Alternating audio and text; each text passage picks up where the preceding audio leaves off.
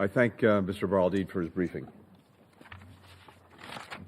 I shall now make a statement in my capacity as the Secretary of State of the United States.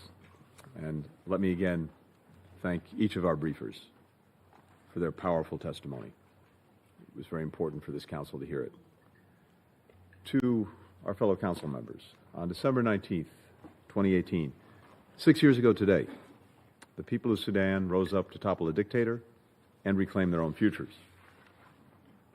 Who can forget the iconic image of Allah Saleh, Lady Liberty of the Sudanese Revolution, standing on the roof of a car as she rallied her nation to a new path? One student protester put it this way: "We grinned with freedom on our face." Half a dozen years later, we see on too many Sudanese faces hunger, despair. The military takeover in 2021, the brutal fighting that erupted between the Sudanese armed forces and the Rapid Support Forces in April 2023 have derailed Sudan's transition to democracy and unleashed what is the worst humanitarian crisis in the world. Each day, as you've heard from our briefers, brings new atrocities: attacks on hospitals, on markets, displaced persons camps, summary executions, women and girls subjected to unspeakable sexual violence. We continue to see war crimes and crimes against humanity committed across vast parts of Sudan. In Zamzam, people have resorted to eating grass and peanut shells. By some estimates, a child there dies every 2 hours for lack of food. And the effects of this tragedy extend well beyond Sudan's borders. Over 3 million Sudanese have fled to neighboring countries. Outside actors are arming and supporting both parties, turning an internal power struggle into a conflict with global dimensions. In short, failure to act in Sudan threatens the peace and security that this Council is charged with preserving. The world cannot, must not, look away from the humanitarian catastrophe that's happening in Sudan on our watch, before our eyes. The United States has worked intensively with partners to provide relief to the Sudanese people, to end hostilities, to return Sudan to the path of democracy. We've been the largest provider of humanitarian aid to the people of Sudan. Today, we're announcing an additional roughly $200 million more for food, for shelter, for health care, bringing total U.S. support to more than $2.3 billion since fighting broke out last year. In August, the United States launched a new initiative, Advancing Life-Saving and Peace in Sudan, co-hosted by Switzerland, Saudi Arabia, in partnership with Egypt, with the UAE, with the African Union, and with the United Nations. ALPS, as it's called, built on earlier work in Jeddah and Paris, and it incorporates Sudanese civil society, including Sudanese women who are both disproportionately harmed by the violence and essential to ending it. Alongside our partners, the United States successfully pressed Sudanese authorities to reopen major transportation arteries across Sudan, including, as you've heard, the Adre border crossing into Darfur. These efforts have allowed aid to reach more than 3.5 million people across Sudan. We enabled humanitarian air operations to resume for the first time since the conflict began, meaning that a trip that might have taken 2 days over flooded and bombed-out roads can now take just 1 hour. With U.S. leadership, the UN, and the Sudanese Ministry of Health vaccinated over 1.4 million people against cholera, achieving 98% coverage in hard-hit areas. So, this is important progress. It is saving lives, but it is nowhere near enough. So, let me suggest today 4 ways that we can intensify our efforts. First, we have to get more aid, more relief where it's needed most, safely, rapidly, unhindered.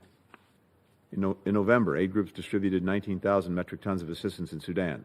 That was a 4-fold increase since August. Yet to even come close to meeting the immense demand, we need to double that, 40,000 metric tons every single month. It means the international community has to give more to support those in Sudan, as well as refugees in countries like Egypt and Chad that are so generously hosting them. To deliver that assistance, we must finalize and sustain humanitarian corridors that allow aid to get into contested areas. 31 World Food Program trucks are now rolling toward a part of Khartoum that had been cut off from humanitarian support since April of 2023.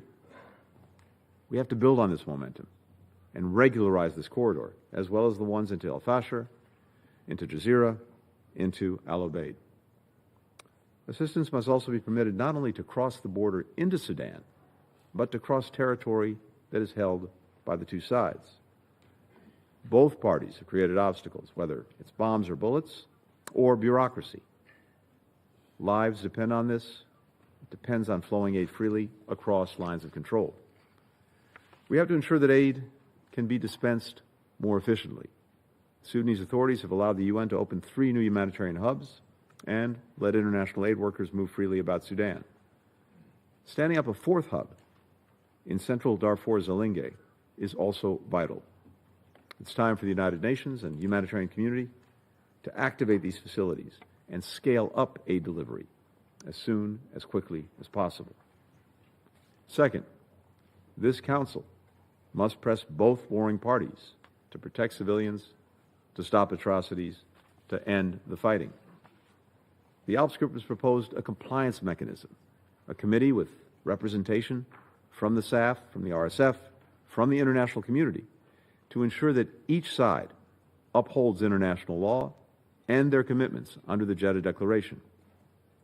As I said a year ago, when determining that both the SAF and the RSF had committed war crimes, and that the RSF had committed crimes against humanity and ethnic cleansing, specifically designating the atrocities against the Masalit described by the Sultan as ethnic cleansing, the United States will use every tool, including further determinations and sanctions, to prevent abuses and hold perpetrators accountable.